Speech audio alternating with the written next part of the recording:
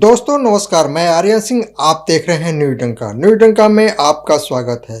दोस्तों आज हम बात करेंगे ऐसे नेता की जो अपनी बयानबाजी को लेकर पश्चिम बंगाल की राजनीति में बवंडर खड़ा कर दिया है। बता दें कि हुमायूं कबीर ने सन 2024 और 2025 में कई विवादित बयान दिए हैं जो मुख्य रूप से सांप्रदायिक तनाव बढ़ाने वाले माने गए हैं। हाल ही में उन्होंने मुर्शिदाबाद में बाबरी मस्जिद के मॉडल पर एक मस्जिद बनाने की घोषणा की थी।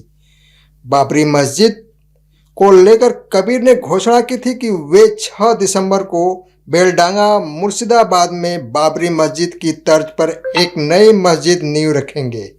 उनके इस बयान के बाद टीएमसी ने उन्हें 6 साल के लिए पार्टी से निलंबित कर दिया।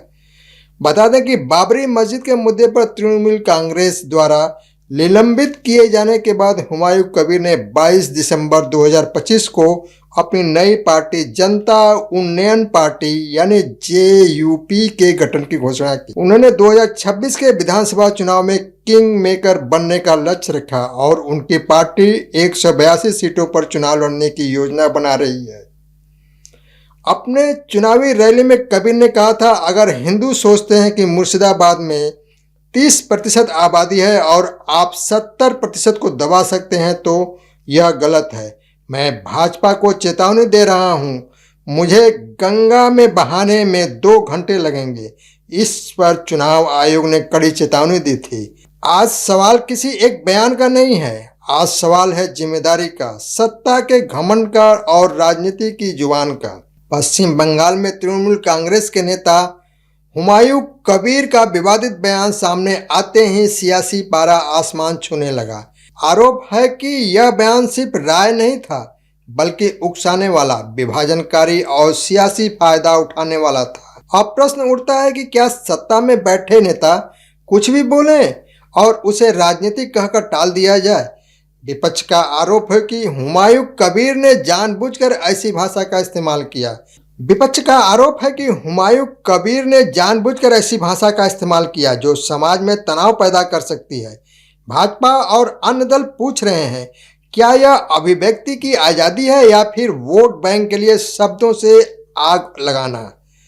यह पहला मौका नहीं है जब हुमायूं कबीर का नाम विवादों से जुड़ा हो। हर बार बयान, हर बार हंगामा और हर बार पार्टी की चुप्पी। टीएमसी का कहना है कि बयान को तोड़ मरोड़ कर पेश किया गया, लेकिन सवाल यह भी है कि अगर बयान इतना ही मासूम था तो सफाई देने में देर क्यों। राजनीति में शब्द हथियार होते हैं। नेता जब बोलता है तो सिर्फ माइक नहीं हिलता, पूरा माहौल हिलता है। अगर यही बयान कोई आदमी देता है तो क्या अब तक कार्रवाई नहीं होती। क्या कानून सिर्फ कमजोरों के लिए है। राजनीतिक विश्लेषकों का कहना है कि ऐसे बयान अल्पकालिक सुर्खियां दिला सकते हैं लेकिन लंबे समय में समाज को बांटते हैं और सबसे बड़ा नुकसान लोकतंत्र की भाषा का होता है।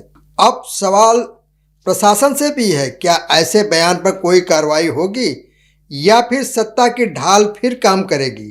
क्या तृणमूल कांग्रेस इस बयान से खुद को अलग करेगी या फिर चुप रहकर संदेश देगी कि सब कुछ जायज है।